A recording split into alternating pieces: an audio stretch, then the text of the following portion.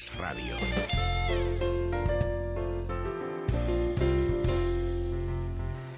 Bueno, hoy hay muchísimos asuntos. Tenemos encuesta larga que es objeto, podría ser objeto de mucho debate. Tenemos la confesión ayer de Fernández Díaz de que él fue una parte muy activa en el golpe dirigido por Jordi Pujol, que siempre dirigió Jordi Pujol, y además lo confiesa. El amigo de Bolinaga y de otros delincuentes y asesinos. Pero es que además hoy comentabas que precisamente en el Español cuenta Cristian Campos cómo Junqueras, desde el ala de psiquiatría, esto a Albiac te va a encantar, o sea, desde Marat Sade no había nada parecido, dirige la Generalidad. Y estábamos comentando, Tomás Cuesta, que es que, claro, esto lo hemos visto. Es la catedral, es decir, la penitenciaría que se hizo el narco Pablo Escobar en su enfrentamiento contra el Estado de Colombia, que en ese momento, cuando hizo la cárcel, iba ganando Pablo Escobar. El Estado dentro del Estado, que era la cárcel. Bueno, es que ahí es donde torturaba y mataba Pedro J. Buenos días. Y además esa parte está muy bien contada en Narcos, aunque yo recomiendo el documental que hizo El Espectador, el diario El Espectador, que tuvo sus mártires, empezando por Guillermo Cano, por su director, directamente sin dramatizaciones, sin personajes ficticios, directamente con las filmaciones de la realidad. Porque todo lo que pasó en Colombia es lo que pasa cuando un Estado empieza a negociar con los asesinos.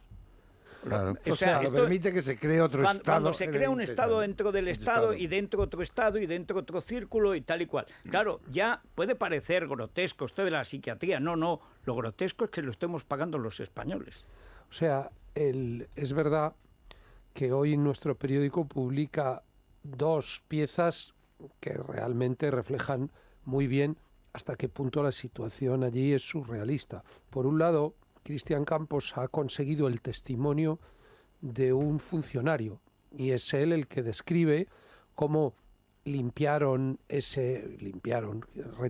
a los demás internos de ese ala reservado al departamento de psiquiatría, en donde estaban algunos de los enfermos con trastornos de la cárcel, y allí le han instalado un despacho. O sea, un despacho que es en el que desde el que él, como dice literalmente el funcionario, al día de hoy el diario oficial de Cataluña, de la Generalitat, se decide en el despacho que la prisión le ha habilitado a Junqueras para que trabaje de forma habitual. Y entonces explica cómo hay visitas que entran sin guardaespaldas, que permiten que entre en calidad de autoridad la monja Sor Lucía Caram, el obispo de Solsona. El obispo de Solsona para edificarlo en la verdadera fe racista. Fíjate, os dice que el funcionario, que Junqueras puede ver a su mujer, pues a lo mejor una vez por semana, 3 veces al mes, sí. Pero en cambio, dice, a Rufián o a cualquier otro cargo del partido lo puede ver hasta 4 veces al día. O sea, por sus pecados, no es está decir, mal. O sea, que realmente es un régimen que no tiene nada que ver con el de una prisión tal y como las hemos entendido siempre, claro. Y ahí es donde llega el antecedente. A medida que íbamos leyendo esto, pues nos dimos cuenta, y la otra pieza que lo refleja en el Español está firmada por Jesús Nieto Jurado, un brillante columnista que hace la columna Pica Lagartos, el que hace la analogía con la catedral, así es como se le llamaba, la cárcel que Pablo Escobar construyó para sí mismo, en definitiva. Como precio para entregarse, para hacer como que se entregaba al Estado colombiano y que no lo extraditaran. En la que no regía otra ley que la que imponía él mismo. ¿Qué es, sino eso, lo que sucede en esa prisión de Lledoners, controlada por la Consejería de Justicia que dirige el propio partido de Junqueras? Entonces, ahora, no pensemos que esto es una cosa de que la Generalitat sigue en el golpe permanente. Esto es el precio que para la continuidad de su gobierno ha pagado Pedro Sánchez al permitir el traslado de los presos hay algo más. A las cárceles de Cataluña. Yo no sé, Albiac, Tomás, nosotros que venimos de, en fin, de la teoría de la conquista del poder mediante la violencia, etcétera, y la argucia y todo, porque todos los medios son buenos para llegar al poder, los legales, los ilegales, etcétera.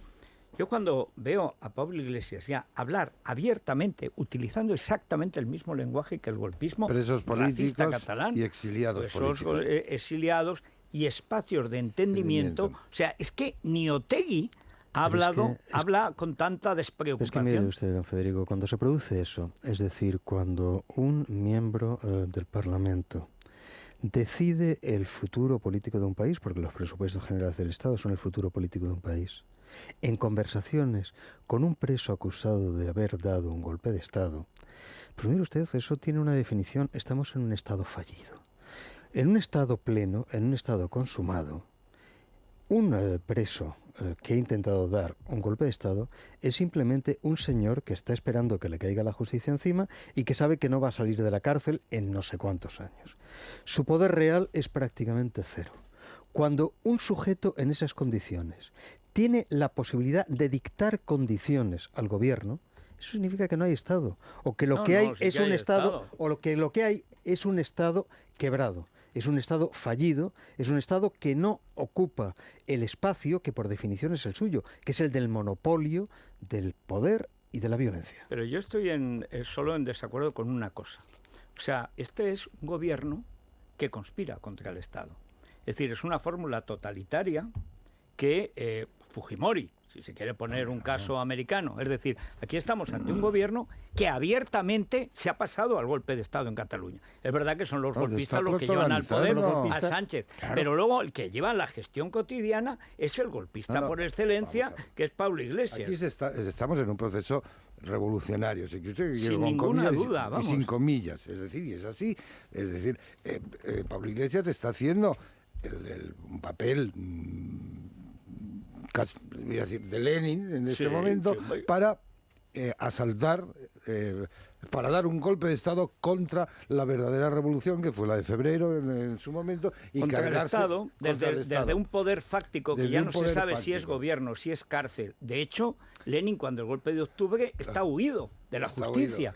Pero como el cobarde Kerensky, que hacía el papelón, la masonería y todos esos tinglados siniestros de este imbécil, pues lo dejan circular, dan el golpe. Pero el problema es que podía ser Sánchez. Es que, por eso yo digo, este es el gobierno que dirige Pablo Iglesias y preside Sánchez.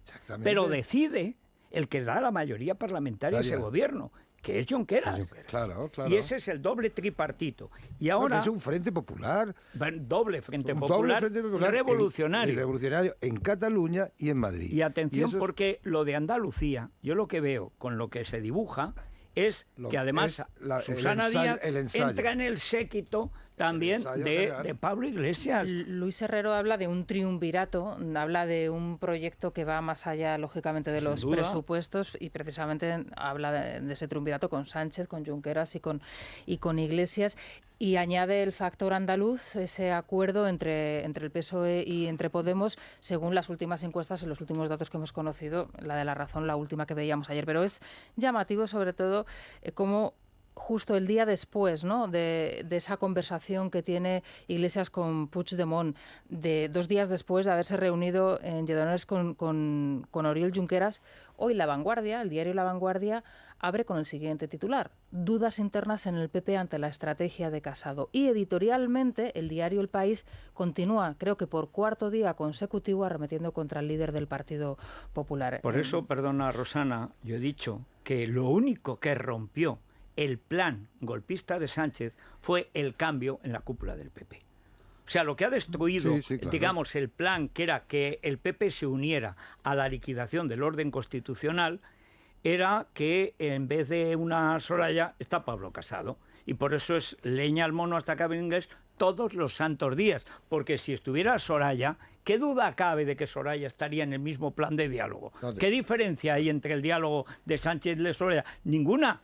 Ninguna. Por eso está en el Consejo de Estado. Bueno, y por eso, pero además, nada mejor que Fernández Díaz en las obscenas confesiones que ha perpetrado, para demostrar que Mariano y Soraya estuvieron desde siempre, desde antes del primer referéndum ilegal de Mas, al cabo de la calle de lo que quería. Y pidiéndole por favor a Pujol, y pidiéndole por favor. Y además siempre en lo mismo, esa cosa tan obscena de muy buena relación personal. Teníamos muy buena relación personal. Lo tenían, es verdad. Bueno, vamos a ver, el verdugo Samson tenía muy buena relación personal con el rey Luis XVI y lo decapitó igual, o sea que... Pero ¿a cuento de qué lo de Fernández Díaz de contar ahora esto? La tenía con el doctor Guillotin. También. Y se reunían para hablar de sus cosas. O sea, cómo se liquidaba rápido al rey. Pero los dos eran muy amantes de la música de Gluck y tocaban juntos. Y pasaban las veladas pues entre darle al violonchelo y la música de Gluck y probar una cuchilla nueva. Que probaban primero con animales y luego con discapacitados. Bueno, decía Gabriel, se preguntaba a cuento de qué, no sé si tendrá que ver, pero hoy OK Diario adelanta ya que ya están judicializadas las conversaciones grabadas a Fernández Díaz y también al marido de María Dolores de Cospedal. Ayer, precisamente, en esa misma entrevista le preguntaban sobre la cloaca, le preguntaban al exministro sobre la cloaca y él decía que la única cloaca que había era la de la ministra Dolores Delgado, ¿no? Ahora, lo mejor es cuando le pregunta a Esteban Urriztieta, dice, ¿y usted sabe quién le grabó? Sí. Dice, ¿quién fue? Dice, bueno, eso me lo voy a reservar. Bueno, vamos a ver, pero ¿qué memorias son estas? En OK Diario nos cuentan que las grabaciones van a salir ya. Claro, pero si además es que Villarejo ha encontrado una fórmula que es casi perfecta para publicar las cosas.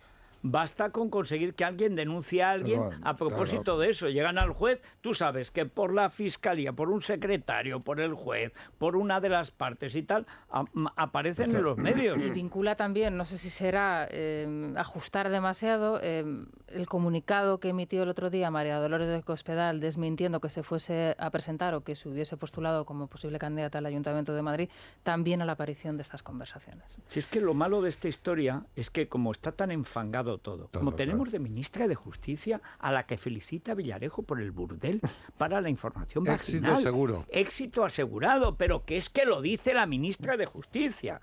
O sea, que tenemos un gobierno tan absolutamente maltrecho que hasta alguien intelectualmente tan poquita cosa como Pablo Iglesias puede seguir el catón comunista, si es que le están dejando el poder. Le han regalado Televisión Española como antes le regalaron Telemadrid. Los 5 ministerios que pidió, debe tener ya 3. Claro, es que él es el ministro, solamente resiste ya Margarita Robles en el CNI, que ya parece una ciudadela asediada. O sea, de los dos copresidentes, hay uno que se ocupa del interior, que evidentemente es Iglesias, y otro del exterior, que es el señor Sánchez, que está volando. Claro.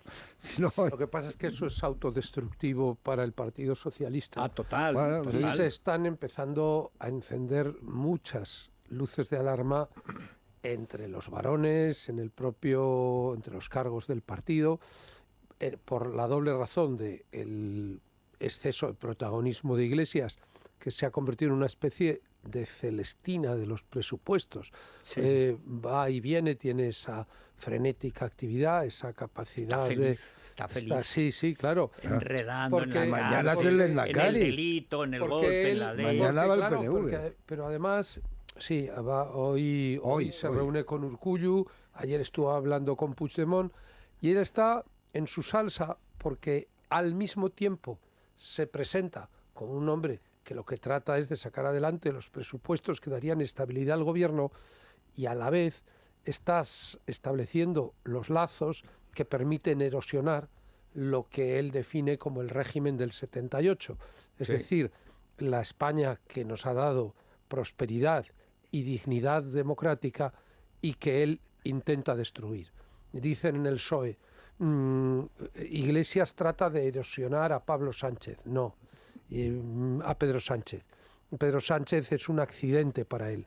Iglesias lo que trata de erosionar es el modelo de convivencia de los españoles, porque siendo un hombre muy inteligente, y yo siempre lo subrayo y creo que es un error minusvalorarle Aunque Aznar diga que esté sobrevalorado, yo creo que él es un hombre mucho más hábil y brillante que la mayoría él lo que tiene de los es un que le sentido rodean. del poder, del liderazgo, que no tiene nadie, ni en Podemos ni en la izquierda. Otra cosa es que su formación académica sea mala. Lo que pasa es que hay algo dentro de su psique que es el resentimiento, que puede que es una pulsión que domina a cualquier otro ingrediente. Estoy de acuerdo. Y entonces él mismo está en esa huida hacia adelante en la que no tiene más que dos caminos: o destruir o ser destruido. Pero no solo es él, quiero decir, es él y lo que le dejan ser, que además, o lo que contribuyen a que sea. Es decir, lo que es absurdo es que, es surrealista, que este señor se reúna con el Lehendakari vasco hoy, y el que se reúne con Otegi sea el expresidente Zapatero. Pero es que es lo mismo. ¿Cómo están repartiendo papeles? Vamos a más cosas. Hoy hay una encuesta en el Heraldo que es interesante. Primero, es una encuesta bastante amplia, es de más de 2.000 entrevistas. 2.700 entrevistas. Y luego, además, porque el gran problema es que tenemos partidos que no salen apenas en las encuestas, que tienen el 1, el 2% del voto, cosa que, en fin, aunque hagas 2.000 encuestas, no te sale una apreciación justa y que te pueden decidir una mayoría. De hecho, es lo que estamos viviendo ahora, ¿no? El partido animalista, que está a punto, ¿eh? Sí, pero eso es como Brasil, que es el país del futuro y siempre lo será. Yo no sé qué pasa con el partido animalista, que siempre está a punto. Sí. Bueno, en esa encuesta de Metroscopia hay cosas muy llamativas, ¿no? La primera de ellas, desde luego, Vox, que entra además con fuerza, un 5,1% de los votos, según estos datos de Metroscopia. El Partido Socialista volvería otra vez a ganar las elecciones con el 25,2%, pierde 2 puntos, y todavía el Partido bajaría, Popular... Parece increíble, pero todavía bajaría. Se mantiene, aunque aumenta la diferencia con Ciudadanos, 22,6% frente al 19,2%. Es llamativo porque en esta encuesta dicen que el 8% de los votos de Vox proceden de exvotantes de Ciudadanos. El 8, no, sobre todo en el 8 no, el 80. Muchos, no sé cuánto. La mayoría de los votantes de Vox. Porque lo que lleva a Vox es la cuestión nacional. Igual que a Ciudadanos llevó mucho voto del PP, ver que el PP había traicionado a la nación. Son votos de Cataluña. En buena parte de Cataluña. No me creían. ¿Cuánto le da Podemos? Pues Podemos sube bastante, el 17,7%. Bueno, sube relativamente, aún así está por debajo de lo que tiene. Es decir, aquí hay la izquierda a la baja, pero apoyándose en los separatistas, todavía podría conseguir una mayoría. Se realizó entre el 16 y el 18 de octubre esta encuesta. Es bastante reciente. Creo que esa encuesta, claro, no da escaños, ¿no? No, es que la gran cuestión es esa. Vamos a ver, no da escaños, pero yo me los imagino. O sea, esa encuesta garantizaría, esa encuesta corroboraría que seguiríamos teniendo un gobierno como el actual, formado por PSOE, Podemos y los separatistas.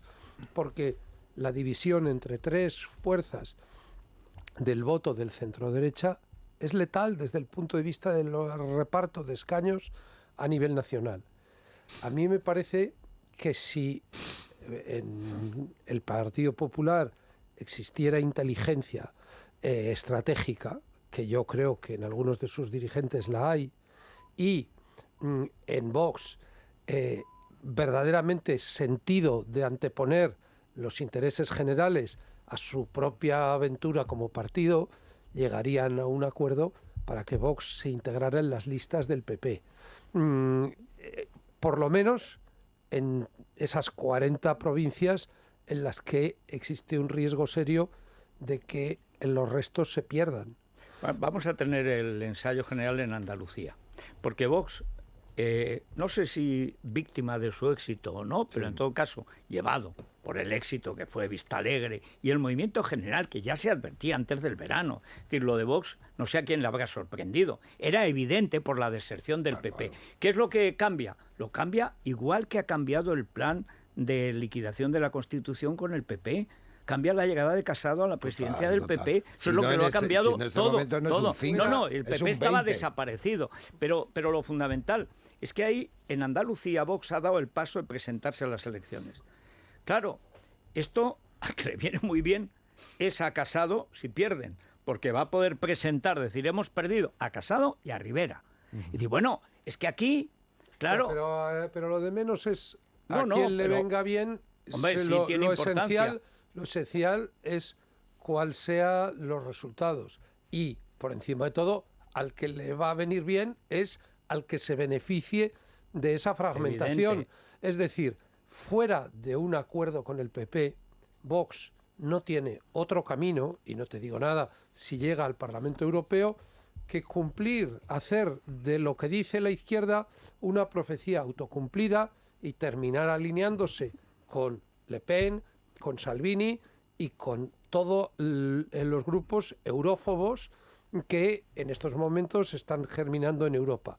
Y yo, sinceramente, hay muchas cosas de Vox que me parecen muy positivas y otras que corresponden a un sentido más cerca del patrioterismo que del patriotismo. Bueno, eso y está ahí bien, está, pero... ahí está ese vídeo que divulgamos la semana pasada con el brindis ritual que acto tras acto, reunión tras reunión, remedando lo de los tercios de Flandes y diciendo que el que no sirva a España será un traidor.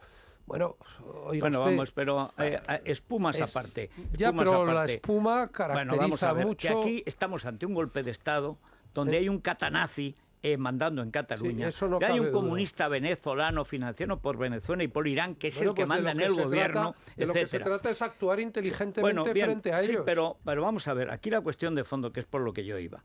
Si en Andalucía, como yo creo que va a pasar, se presenta Vox y no consigue representación, va a privar de representación y no sé si de posibilidad de cambio, que no está tan lejos la posibilidad de que Ciudadanos y el PP pudieran alcanzar una mayoría. Está a 2 escaños, es decir, no estamos hablando de grandes cambios.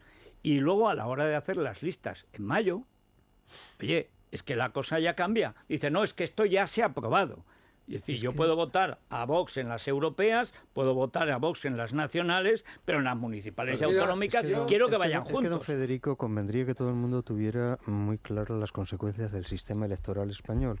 El sistema de reparto de escaños hace que el mismo número de votos dividido entre dos grupos no supone que cada uno de ellos se lleve la mitad. Supone que ninguno de los dos se lleva nada. Entonces, eso efectivamente los electores deben tomarlo en cuenta. El sistema electoral español es el que es. Mira, y cualquier tipo de fragmentación se convierte en catastrófica.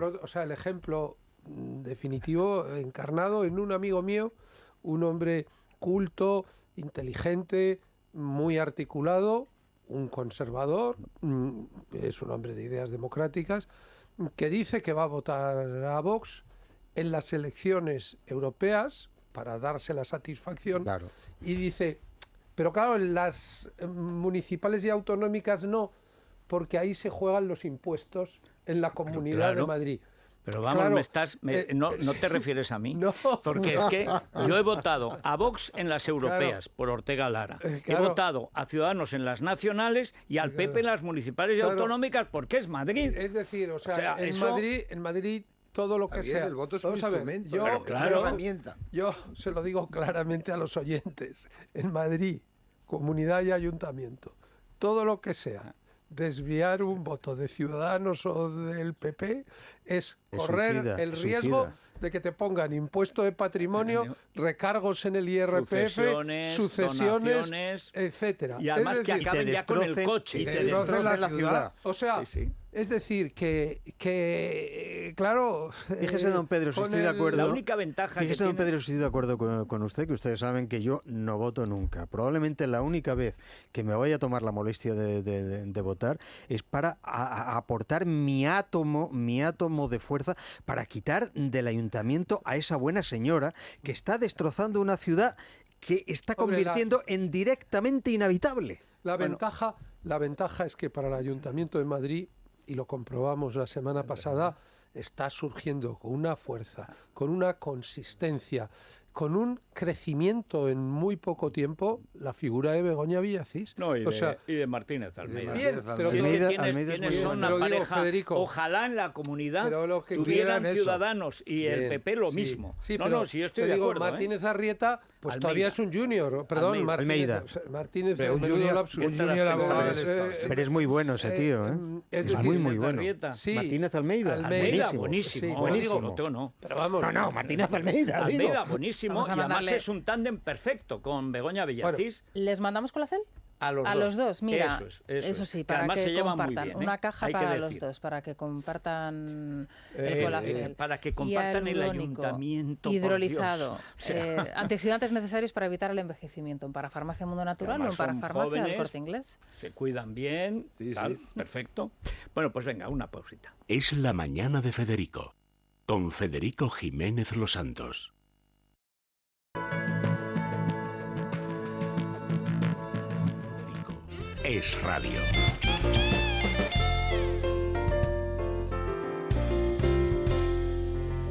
Bueno, como lo que pasa es que, claro, ya si el Estado deja que los delincuentes controlen las cárceles, tenemos que recurrir a la seguridad privada. Exactamente. Y ahí los Securitas líderes Direct. Securitas Direct, 3 millones de personas confían en Securitas Direct de 14 países diferentes. Si nosotros también lo queremos hacer, llamamos gratuitamente al 900-130-900, 900-130-900 o calculamos online en securitasdirect.es. Pues y en el Corte Inglés, Elia. Un lavavajillas es fundamental, Esencial, ¿no? Claro, y además son esencial. muy cómodos y gastan menos Y incluso. además que ¿eh? vamos a fiestas. Bueno, y este tiene una capacidad de 14 servicios, que no Hola. Ay, una ay. gran cena, ¿no? Y ahí Esencial. es esencial. O 2 días.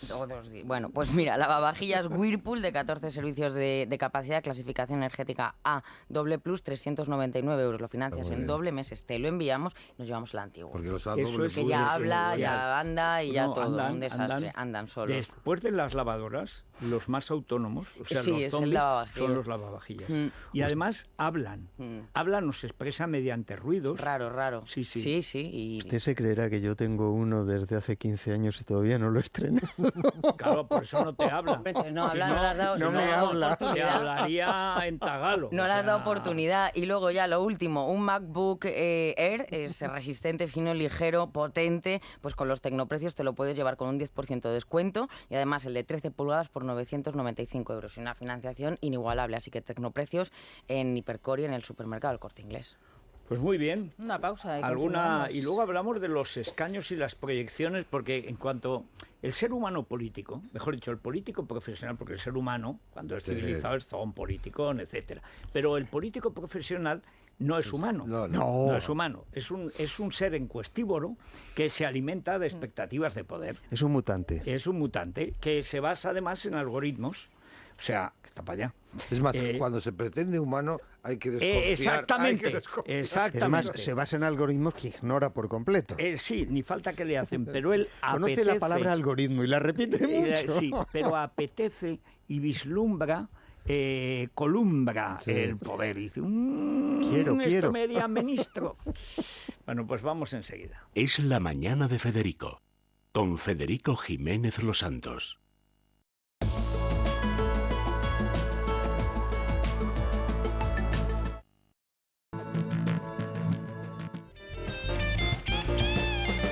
Bueno, hoy les contamos el tiempo. Con Repsol, que es muy sencillo, todavía quedan restos en Andalucía, sobre todo occidental. Va a llover algo en Canarias, pero ahí se acaba la cosa. Ojo, porque este fin de semana en Málaga ha habido unas riadas tremendas, un bombero ha muerto en Campillos y además ha habido un sinfín de evacuaciones, casi como lo de Mallorca, pero afortunadamente mejor previsto. Esta víctima mortal, recuerden que en Mallorca hace 3 días encontraron por fin 13. al niño, 13, y no se sabe los desaparecidos, porque en toda esa zona, que hay mucho senderismo y hay cuevas y toda esa parte de Artá, vaya usted a saber si este verano nos siguen Y apareciendo. muchos extranjeros. Exactamente, que no sabes dónde están y en fin. Bueno, el tiempo está como está y además el jueves empieza ya, lo siento Gabriel, pero no hay más remedio, llegamos a Todos los Santos, llega el frío. Mire, su Para el crueldad no jueves. tiene límites. Lo No, dice con hombre. aire de regocijo. No, hombre, no, Que es que verdaderamente odioso. Tú sabes el prestigio del pelotón del Pasmo que yo represento en Ay, exclusiva. Tú sabes la ruina que tengo. Yo dije, ¿Ruina? para el Pilar hay que nevar. Para el Pilar, bueno, este año nos hemos retrasado un poco. Este domingo, si Dios quiere, en mi pueblo nevamos. y estamos bajo cero. Bueno, Que pues, estas capitales, las capitales ya se han aburguesado de una manera que es que ya ni nieva en Teruel. Bueno, pues así no nieven vamos ustedes, a ningún lado. pero déjennos tranquilos en Madrid. No, porque la gente quiere ir al esquí, si quiere, cuando llega el frío, quiere disfrutar de los deportes es bueno para de la invierno. tierra. Bueno, Buenísimo. pero eso será a partir del jueves, sobre todo, de viernes a domingo. De momento, tú tranquilo, porque tienes 22 grados en Madrid para pasear perfectamente con tu sombrero, tranquilamente. Fantástico. Hay 27 grados de máxima en las dos capitales canarias, en Murcia, en Almería, en Huelva. Y además, la mínima, pues es una mínima relativa, 6 grados en León. Usted llama eso una mínima relativa. Muy relativa para lo que es el pelotón del Pasmo. Estamos todavía en octubre. No, estamos ya casi en noviembre. Estamos llegando a noviembre. Tú ya más piensa en los buñuelos, los huesos de santo. Eso endulza mucho el frío. Sí, pero fíjese, eso tiene sus problemas de salud, vamos. No, hombre, no, ya empezamos. ¿Te das cuenta? Que estamos ya muy mayores, don Federico. Se aburguesan. Que estamos muy mayores. Oye, estuve en Salamanca este fin de semana. Y yo, por cierto, además de agradecer a toda la gente que estuvo, tengo que pedir disculpas porque el acto se celebró en el convento de San Esteban, maravilloso convento dominico, que es una preciosidad, donde están enterrados los padres de la escuela de Salamanca. Pero allí, además, es un sitio absolutamente extraordinario, pero es pequeño. Entonces se quedó pequeño y hubo mucha gente que se quedó fuera, hay gente que sigue radio, yo lo siento mucho, pero... En fin, a un acto que organizaba el Club de los Viernes. Si lo hubiera organizado en radio, pues no sé, lo hubiéramos llevado al campo del Salamanca, que hace un frío tremendo, y ahí nos hubiéramos calentado. Ahí estaría usted contento. Pues mira, oye, uno se abriga y adelante. Pero en fin, maravilloso. Y por la noche, Salamanca es de las 4 o 5 ciudades más bonitas del mundo. El centro de Salamanca sin duda no tiene comparación prácticamente con ninguno. Mira que en España hay ciudades bonitas, ¿eh? Santiago es una ciudad bonita, Sevilla tiene un centro precioso, pero vamos, lo de Salamanca es espectacular. Es algo asombroso, porque además es un edificio y otro. Segovia es muy bonito, pero tiene 4 piezas básicas. Salamanca tiene 15, es impresionante. Bueno, ¿cómo estaba aquello? Estuve viendo, estaba muy agradable y vi el huerto de Calisto y Melibea. Por cierto, una estatua horrible que le han hecho a Celestina. No entiendo por qué. Pobre mujer, la tienen detrás de una reja para que no la asalten los estudiantes. Además es una ciudad universitaria se nota mucho. Pero ¿intentaría usted saltar la tapia? No, por Dios, yo en el huerto creo que está muy bien donde está y es una vista además sobre el río maravillosa y tal. O sea, realmente, cuando tú ves eso de España, dices, vamos a ver, y que estos cernícalos, estos mendrugos, quieran cargarse España. O sea, cuando tú ves Salamanca, dices, es que es para hacerlos picadillo. En fin, así está el tiempo. Esta semana hará frío o calor. En guiarepsol.com puedes consultar la previsión del tiempo a 5 días. Repsol te ha ofrecido la información del tiempo. 9 de cada 10 personas dicen haber vivido emociones intensas al menos una vez este año. Un 12% casi todos los días. Y un 4% admite no haberlas vivido nunca. Pero el 100% de los que siguen a Marc Márquez las experimentan en cada carrera. ¡Qué crack! ¡Sí! ¡Lo ha vuelto a hacer! ¡Campeón del mundo! Es lo que tiene seguir a un piloto campeón. Marc Márquez con Repsol, campeones del mundo de MotoGP 2018. Enhorabuena, Marc. Es La Mañana de Federico. Es radio. Bueno, vivimos en plena zozobra con pendientes del Supremo a ver cómo enmiendan el disparate perpetrado. Casi ni se había enterado, el presidente es la sala tercera, ¿no? No, el presidente de la sala no sabía lo que habían hecho. Que alguien me explicase cómo técnicamente se puede hacer eso, cómo se puede dictar una sentencia e inmediatamente pasar a suspenderla. No, perdona, es que claro, eso dice, ay, qué loco está el Supremo. No, lo loco es la sentencia que enmendaba toda la jurisprudencia del Supremo en algo tan importante como las hipotecas, de la que depende el crédito de todos los españoles. Lo increíble es que ellos no supieron las consecuencias que iban a tener sus actos, cosa que tampoco, quiero decir, serán si quieren de que Podemos. hacer justicia, que la hagan. No, eso no es justicia, bueno, eso es hacer política. Ya lo sé, pero tampoco podéis hacer la justicia en función de lo que va a ocurrir. el derecho alternativo. Lo cierto es que el alto tribunal ahora está deliberando a ver qué es lo que sucede con esta sentencia. Oye, que a lo mejor resulta que la ratifican, ¿eh? Habrá que ver qué es lo que hace Pues el hombre, Supremo. si la ratifican, volveremos al trueque. Sí, y o sea, volverán. porque ya se acabó el crédito, no hay dinero en España. En todo caso, es que es muy difícil anularla, porque una vez dictada una sentencia, si no hay algún tipo de recurso posterior, y estamos en el Supremo del Sí, pero el problema es que es una sentencia que anula toda la jurisprudencia del Supremo. Pero que eso ha creado una situación técnicamente insostenible. Es que a nadie se le ocurriría que alguien dicte una sentencia en contra de toda la jurisprudencia de ese tribunal. Sobre todo no hablando de libertades básicas. Yo, sinceramente, no estamos hablando del esclavismo. Sinceramente no entiendo lo que ha pasado. Yo sí. Yo no. Que hay mucho rojo en la judicatura. Bueno, en la mucho misma garzón que hace política, es el populismo justiciero. Y dice, pues ahora los malos son los bancos. Dice, oiga usted, deja a los bancos en paz, bájeme los impuestos. Mira cómo no han tocado los impuestos de actos judiciales, eso de actos jurídicos. Eso no lo han tocado, los impuestos, que encarecen los pisos. Y en cambio dicen que uno, cuando pide un crédito, es un imbécil y el banco un aprovechado. Pero si el piso es para mí, no es para el banco. Los impuestos no los tocan, porque el Estado hace muy bien en masacrarnos a impuestos. Pero en cambio el banco es muy malo y tiene que pagarlo todo. ¿Por qué me va a pagar? Yo lo que quiero es pagar lo mínimo. Que me bajen los impuestos. No, señor. El malo es el banco y el Estado es el bueno. No, pero no pierdan ustedes de vista que esto va a crear una situación imposible, porque efectivamente va a crear el precedente de una sentencia que automáticamente se suspende. Eso técnicamente es... Ya. Pero vamos ahora técnicamente en la bolsa. Un momentito, solo ahora. Sí.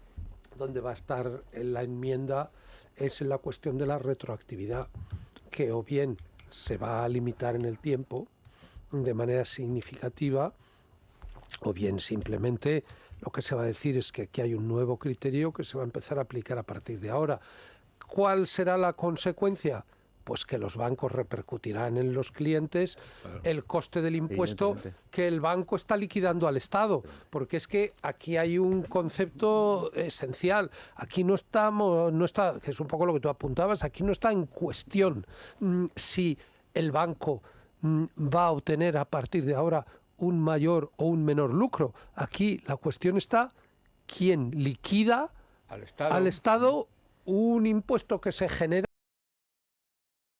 Es un impuesto injustificado de punta a cabo. Bien, pero si hasta ahora lo pagaba el cliente y ahora lo pasa a pagar al banco, pues bien sencillo, pues el banco lo repercutirá al cliente. Pero en todo caso, mientras tanto, pasa lo peor que puede pasar en la economía, que es la incertidumbre. Es la incertidumbre y es lo que está castigando y castigó la semana pasada los mercados. De hecho, ahora está rebotando. El IBEX 35 abre con una subida cercana al 1%, no logra conquistar los 9.000 puntos, pero ahí le anda, 8.986 puntos según nos muestran las pantallas de Infobolsa. Sí que hay que decir que los propios expertos bursátiles están diciendo que todavía creen que no se ha visto el suelo, que los rebotes que podemos ver pueden ser técnicos y podemos volver a ver bajadas, y lo cierto es que ahora mismo están mandando los bancos que tanto perdieron la semana pasada merced a esa sentencia del Supremo. Se está notando el Sabadell un 1%, Bankia un 0,8%, Bankinter un 1,6%, BBVA un 2%, CaixaBank un 0,93%, Santander, que lo tengo por aquí también, está anotándose un 1,8%, es decir, los bancos ahora mismo se están anotando, recuperando una parte de lo que han perdido, muy con la vista puesta en el Supremo. Respecto a lo que decía Pedro J, hay un problema añadido.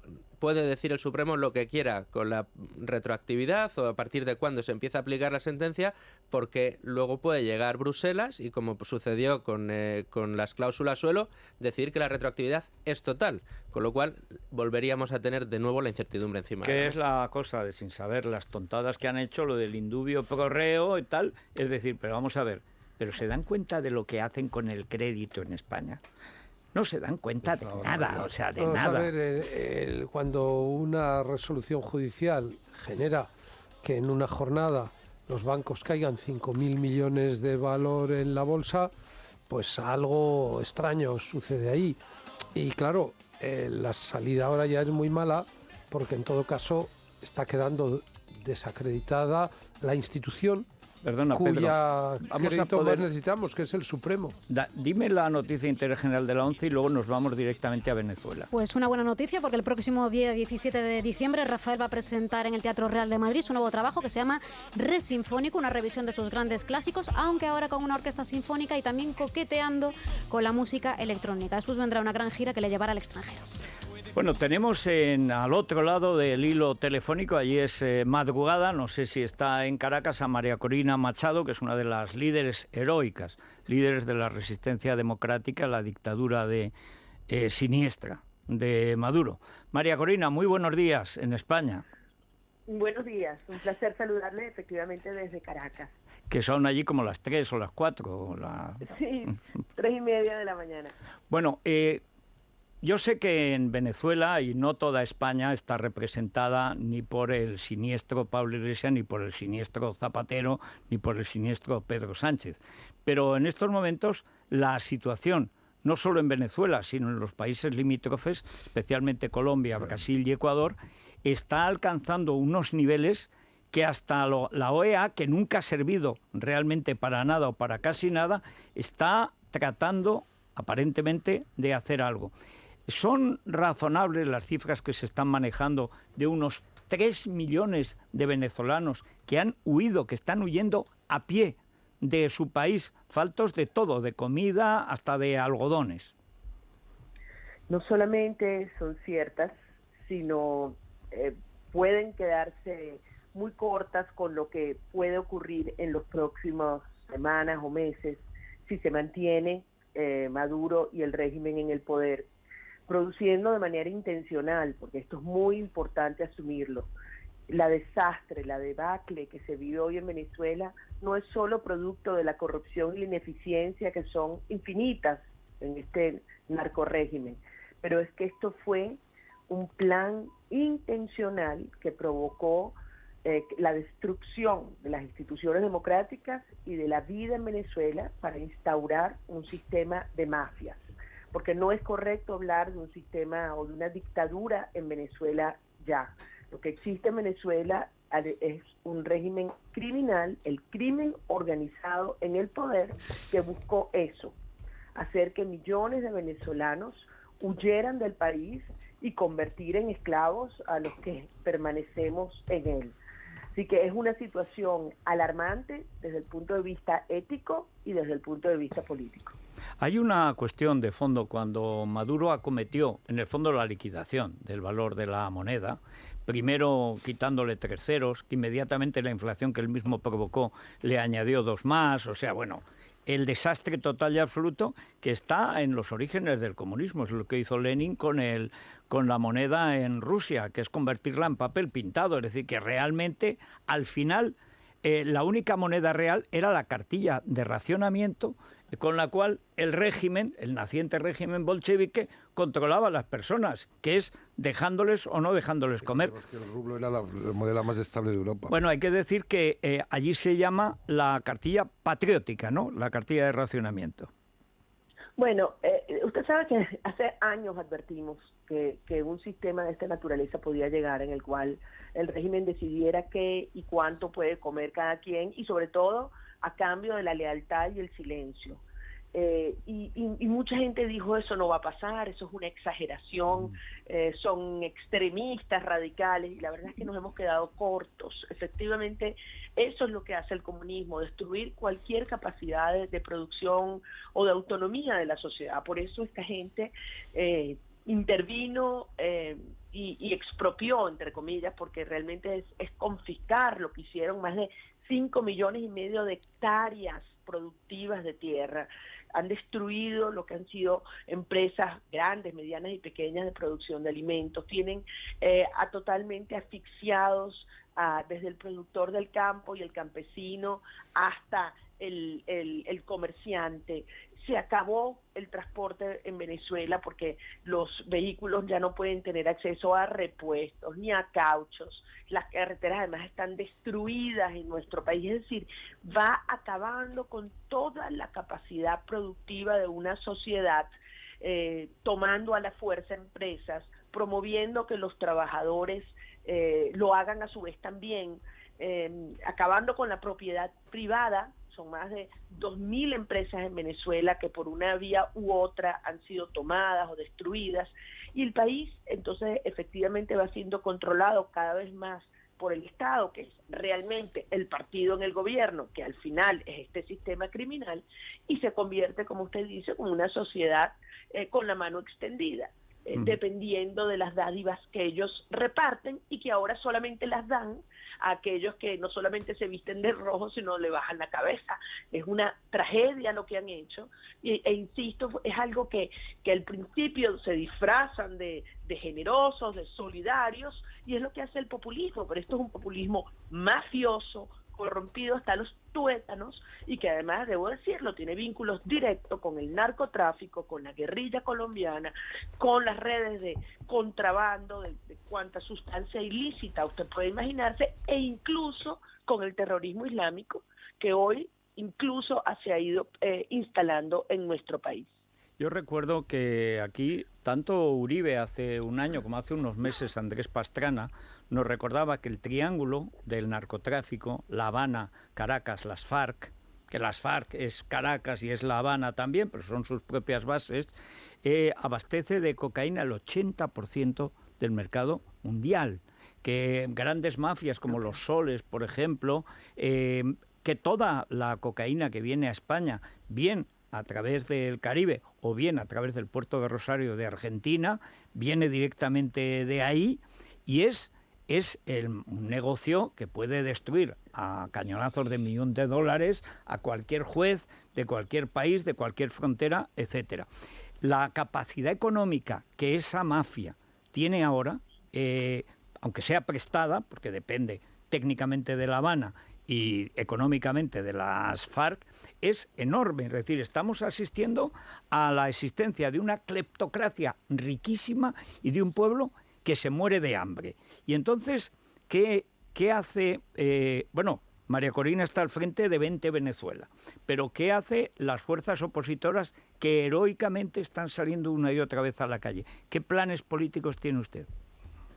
Sí, se han sido muchos años en un principio explicándole a los venezolanos la amenaza de lo que venía. Recordemos que cuando Chávez llegó al poder, el barril del petróleo estaba a $7 y llegó a $150.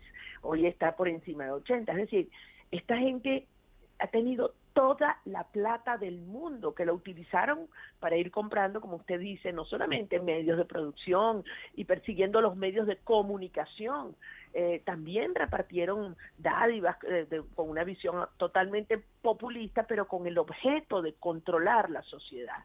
Hoy, cuando han destruido todos los medios perseguidos o comprados, como le decía, las empresas, los medios, los comercios, todo absolutamente debilitado y penetrado por el régimen, desde luego los órganos del poder público, comenzando con un sistema judicial que le hicieron una racia completa para colocar allí figuras adeptas al sistema, y bueno, ni hablar las Fuerzas Armadas, porque esa es una de las instituciones que desgraciadamente fue desde el primer día sistemáticamente penetrada y destruida, a los efectos de que llegara al poder y quedarse allí para siempre.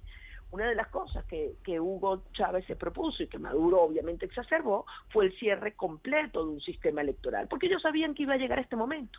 Hoy, cuando más del 90% de los venezolanos los odia, los detesta.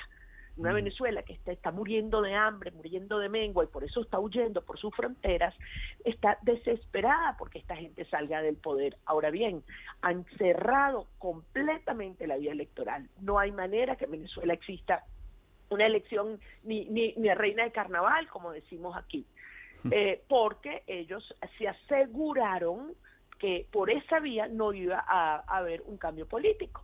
En paralelo, han arrancado un proceso de arreciar la represión, no solamente contra los periodistas y los medios de comunicación, sino contra cualquier venezolano que alce su voz para exigir sus derechos, ya sea, como le digo, un líder político o una madre que está protestando en la calle porque no tiene ni luz, ni gas, ni comida en su hogar. Lo más reciente que ha ocurrido, por cierto, no podemos no mencionarlo, es el asesinato de un concejal que fue secuestrado por la dictadura, torturado, y en plena tortura lo asesinaron, que es el concejal Fernando Albán, el pasado 8 de octubre, y además pretenden decir que se suicidó. Es decir, una cosa monstruosa, grotesca, que demuestra lo que se han convertido las cárceles políticas en Venezuela, donde están civiles y militares secuestrados y torturados mientras nosotros estamos conversando.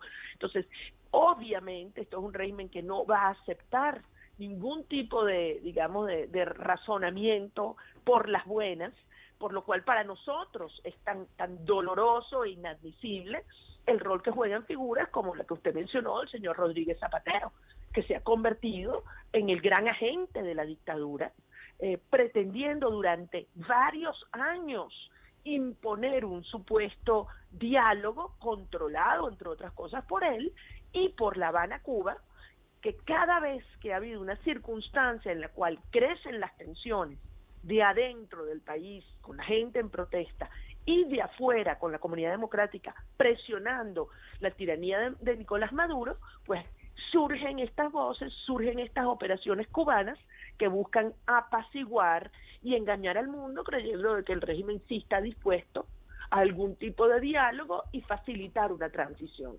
Todo ha resultado una farsa. Cada vez que el señor Rodríguez Zapatero llega a Venezuela, pisa Venezuela, aumenta la persecución, aumenta la represión en lo que yo he llamado el efecto Zapatero.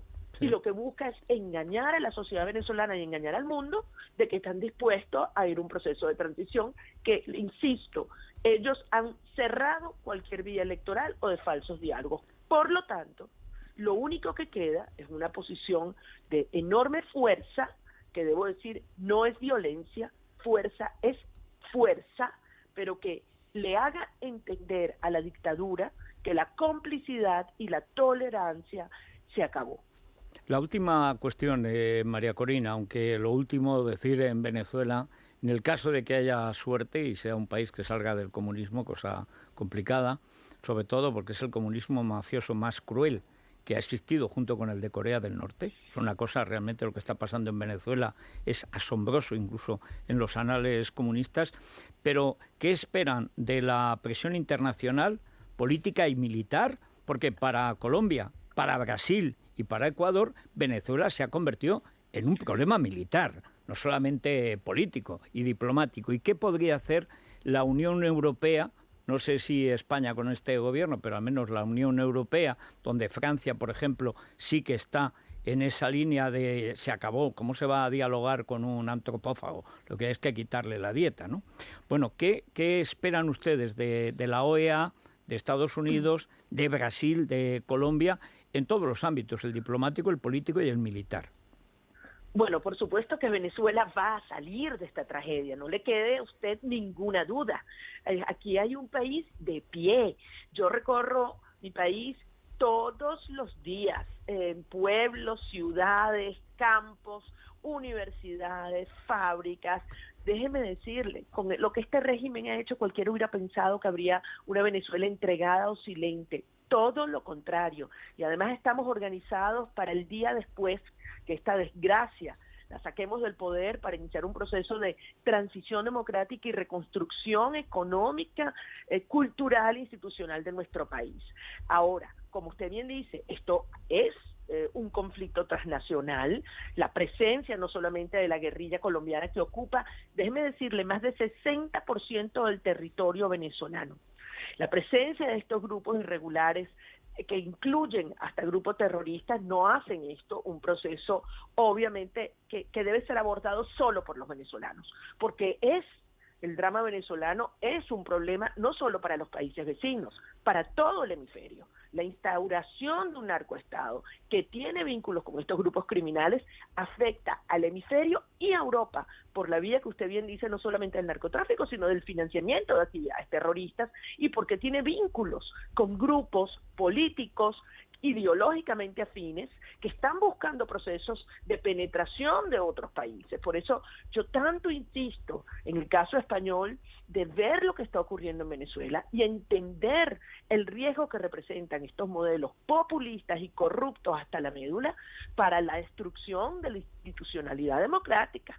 Ahora, ¿qué esperamos nosotros? En primer lugar, esperamos mucho de España y es lamentable, es muy triste que sea hoy precisamente España la que nos está dando la espalda en la Unión Europea, pretendiendo plantear que se suavicen o se detengan las sanciones y se proceda a un nuevo engaño de llamar diálogo a la pretensión del régimen de poner en práctica una nueva operación de apaciguamiento al pueblo de Venezuela. Todo lo contrario.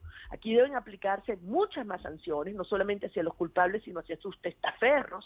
Aquí debe salir a flote todo lo que implique los descubrimientos de las relaciones de corrupción, de vinculación con actividades ilícitas entre cualquier sector. Aquí tiene que demostrarse que la sociedad interna, que la comunidad internacional va a avanzar con iniciativas como, por ejemplo, la investigación en la Corte Penal Internacional por delitos de lesa humanidad. Y desde luego aquí tiene que enviarse un mensaje muy claro y muy firme a militares y a civiles de que la comunidad internacional no va a perdonar, será implacable con aquellos que no faciliten este proceso de transición por el cual estamos luchando. Creo que se está haciendo mucho, que efectivamente varios países cambiaron sus posturas hacia Venezuela, entendieron que esto es un momento, que esto es un tema de vida o muerte para millones de venezolanos, y esperamos que la Unión Europea pues asuma también ese liderazgo, como usted bien dicho, como ha hecho Francia, como parece que también va a ser Alemania. Bueno, pues recuerdo la primera vez que me habló de María Corina Machado, nuestro común amigo Plinio Apuleyo Mendoza, que siempre la tuvo en un altar, y dijo, y además, eso que dices tú de los españoles, que solo funcionan mejor cuando están en dificultades, ya verás, ya verás. Bueno, pues lo estoy viendo y además, en fin, la felicito, me felicito, además de poder estar en contacto con la Venezuela decente, con la nación venezolana, que está luchando de manera absolutamente heroica. ¿Cómo será Venezuela que hasta la iglesia es decente allí? O sea, eso es una cosa sorprendente. Desde el principio se opuso la iglesia al gorila rojo. O sea que mucho ánimo, María Corina, y en fin, lo que podamos hacer aquí, lo seguiremos haciendo. Muchísimas gracias, Federico. Sé que pronto nos vamos a reencontrar y estaremos en un proceso de reconstrucción de una Venezuela libre, en la cual muchos venezolanos que se han ido volverán a convertirla en una nación próspera, y que la experiencia venezolana sirva para no replicar estas iniciativas populistas y corruptas que tanto daño le han hecho a nuestros países. Un abrazo muy grande y gracias por ser nuestra voz en Europa y en el mundo. Faltaría más. Muchas gracias. Mi querido aprendiz, si la fortuna no llama. Legado que es familiar, esto es como un anillo familiar que, de por generación cierto, en generación. ¿Y si viene tu amiga o una hermana y te dice en una fiesta, oye, déjame un par, se lo intercambiarías por ir a juego? Claro que sí, ¿no? Podría dejarle pues la alianza de los 11 zafiros, por ejemplo. Sí, se puede lucir. Pues ya lo han visto todos desde casa. Si quieren lucir como María José, ya saben lo que tienen que hacer, y nos vemos aquí muy pronto de nuevo en Galería El Coleccionista. Hasta pronto. Chao.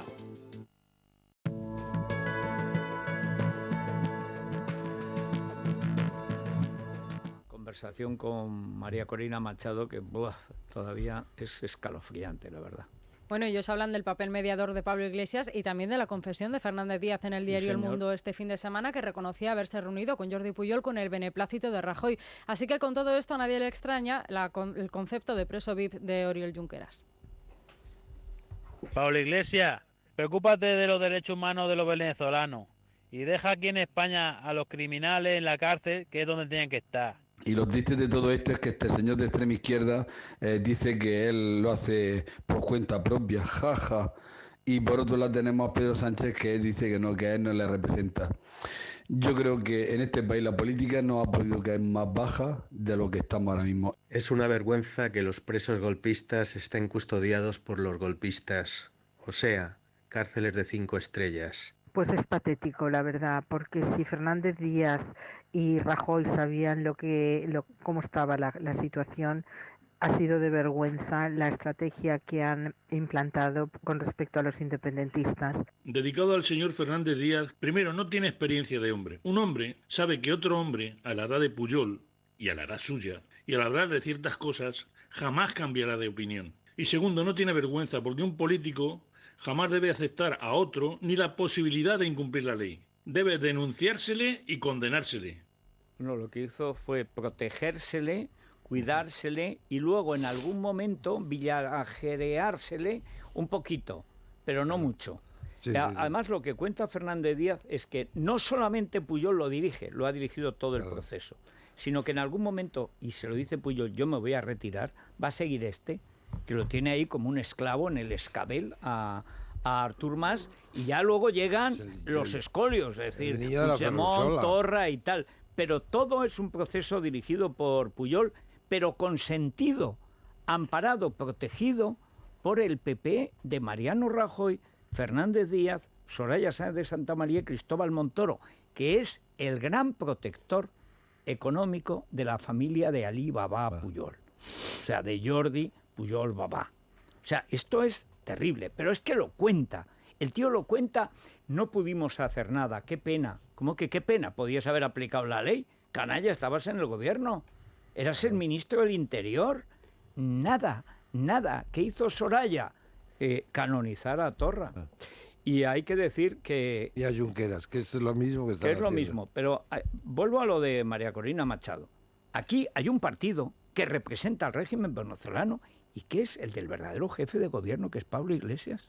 Es cómplice, más que representante es cómplice. Cómplice, bueno, y representante es Zapatero, cómplice también. Pero este es un partido político creado sobre esa base, esa especie de fascismo comunista que ellos, el injerto Laclau, que era el de Rejón, ya lo han apartado, van directamente a la checa, que es lo que les priva, y al narcotráfico. Estamos hablando de un narcoestado. Sí, y convendría que le diésemos la relevancia que tiene al hecho de que el narco en el sur de España está empezando a cobrar una fuerza preocupante. Enorme. Preocupante. Mira, el otro día, Aznar, cuando estuve hablando del libro, yo llevo tiempo, precisamente por la experiencia mexicana, es decir, lo único que puede parar ahora, que todavía es tiempo, en la línea al narco es el ejército. Lo único, la policía no puede con ellos, pero si la reciben a tiros. Yo vi un reportaje, no recuerdo en qué medio, en que estaban los coches incautados al narco, eran muchísimo más poderosos que los que tiene la policía.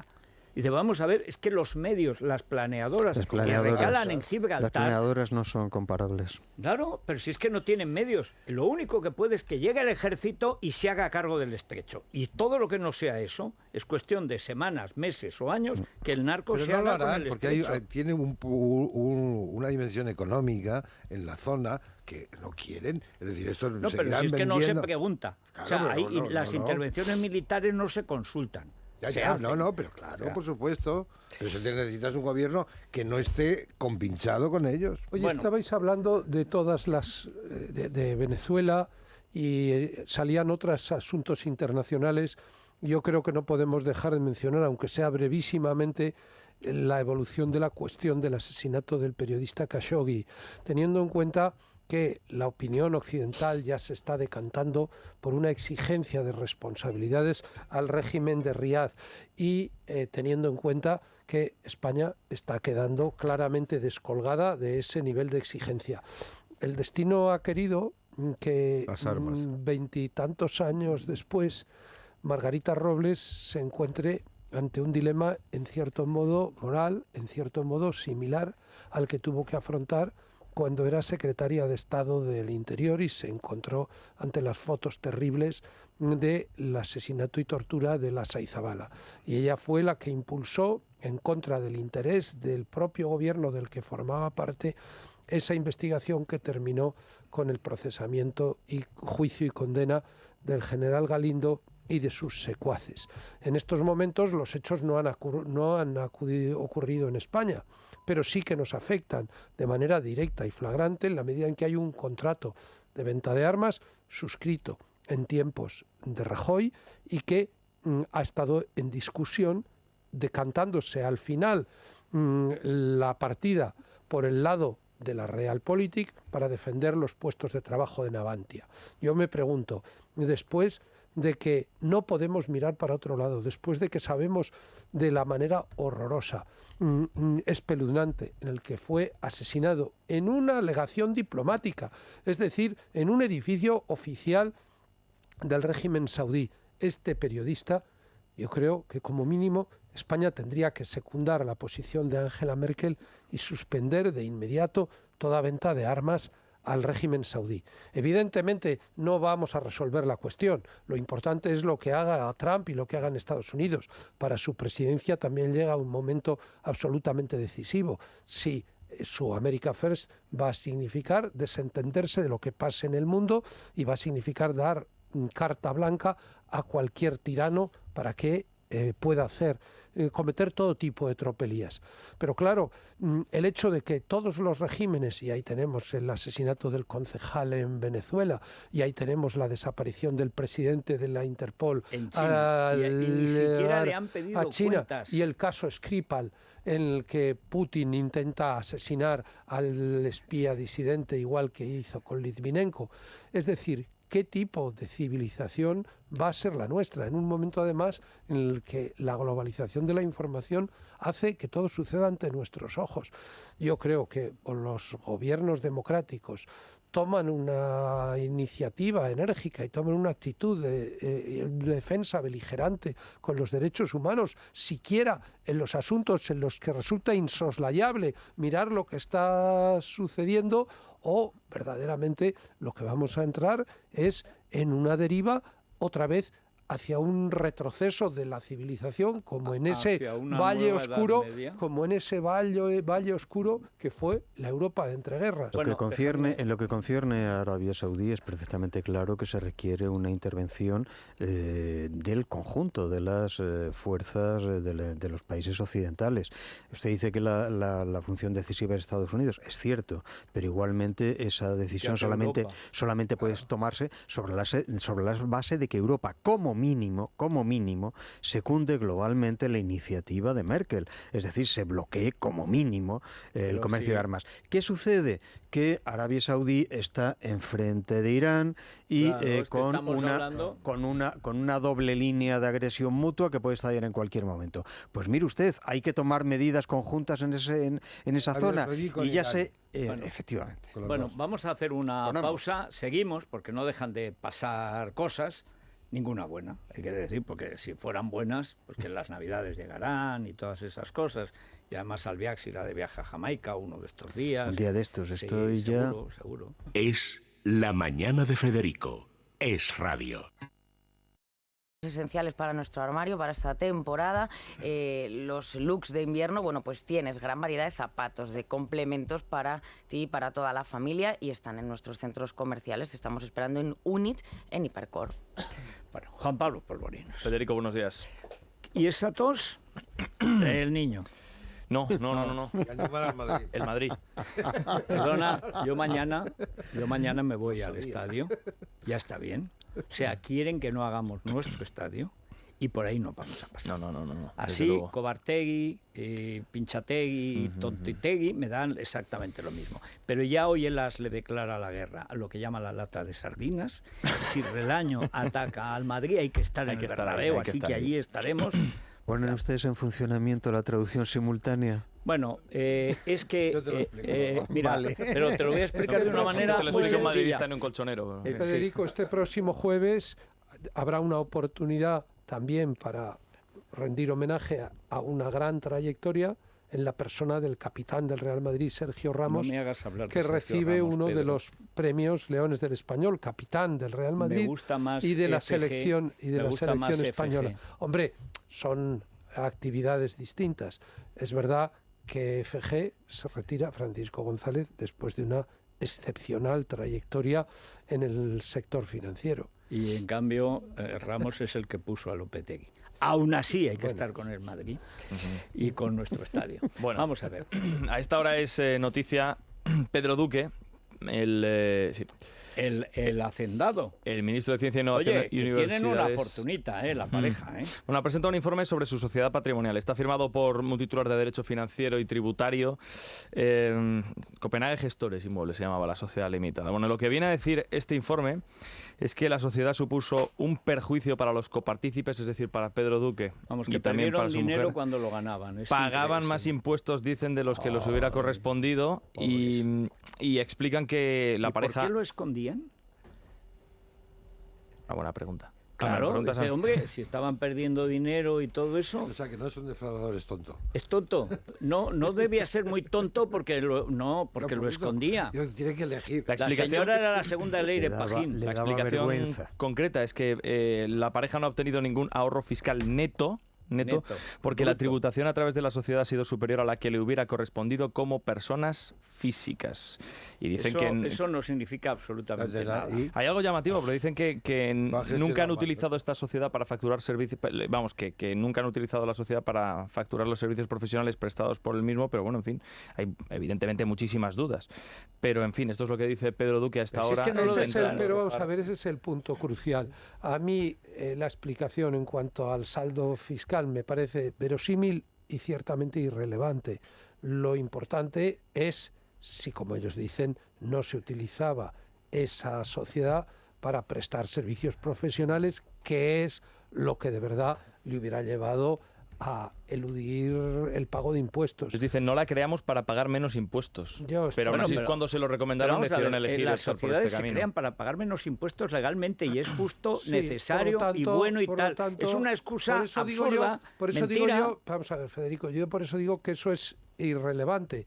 Yo también digo que esto es legal y que aquí el único reproche que cabe hacerle a este hombre es que cuando en rueda de prensa explicó las cosas, dijera una falsedad, mintiera cuando dijo que se habían estado cobrando regularmente el autoalquiler, cosa que no había ocurrido.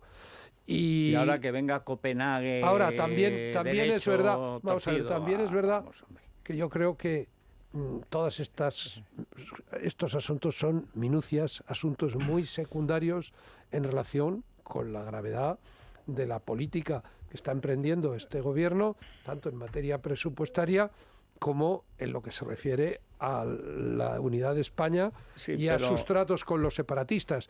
Es decir... Pero llegó al gobierno, llegó al poder diciendo que en Alemania, por un fraude en una tesis, la gente dimitía. Mucho menor. Bastante menor. Y le llamó indecente a Mariano Rajoy, que le llamó indecente a Mariano Rajoy, pero por su pacto con el separatismo. Es decir, lo que ha llevado al poder esto. Pero, Juan Pablo, es que veo a Isabel que tenemos un montón de cosas que tratar y además, si no, en la Crónica Rosa luego se me quejan. Ya sabes, además, que yo bebo de las fuentes de Instagram, sobre todo por los comentarios que hace Chabelita, que está constantemente interactuando con... Bueno, interactuando no, porque tú no la puedes responder, pero que ella está contando su vida constantemente. Hoy es cierto que es noticia porque parece que se ha sometido a un retoque estético. ¿Quién? Chabelita. Vaya. Y... yo no sé si con la estética lo importante es que no se te note o que sí se te note. Yo no he apreciado la diferencia, he de decirte. Es que es muy difícil hacer un retoque. Parece que en la nariz. ¿O vas a un reboque total o no? Pues parece que algo se ha hecho en la nariz. Imagino que es algún tipo de infiltración porque no la hemos visto tampoco vendada como a Leticia Sabater, que el otro día sí que aparecía la mujer, la pobrecita, como Tutankamón. Hoy es noticia de todas formas Jaime del Burgo, Federico. Vuelve a nuestra Crónica Rosa el excuñado de la reina. Se ha casado, efectivamente, con una señora de 33 años, una abogada que vive en Madrid y de hecho parece que es una abogada medio sueca, ¿no? Tiene ahí... Sí, que no es un apellido muy español. Un segundo apellido. Nilsson en Burgos no y de imagen, ahora te enseño la foto que hemos podido sacar por ahí. ¿Sabes una cosa? Parece su madre. ¿Quién? Es de esas mujeres madre que ya con 30 años parece semiabuela. Sí, yo la veo nórdica, fíjate. Bueno, no sé en qué sentido. En ese sentido, pero... Y hablaremos de Victoria Federica, porque ya se confirma, yo creo, prácticamente lo suyo con el torero. Esas actitudes cariñosas comiendo chuches ahí en el tendido, pues es muy de novia, grupi, ¿no? Es muy de La grupi. mujer del torero, en lugar de comer unas estampas que coman chuches. Pero las mujeres del torero no Qué van a la desastre. plaza, ¿no? Hasta que se casan, sí, ¿no? No, ¿O cómo va? no. Bueno, depende, hay de gente de todo. Lo normal es que esperen a que suene el teléfono. Si no suena, es que no los han matado. O que estén rezando. No, Eso es, antiguamente rezaban. Está come chuches. Y Es otra sigue, modalidad. sigue vistiendo de mendiga. Sí. Qué barbaridad. Es la mañana de Federico, con Federico Jiménez Los Santos.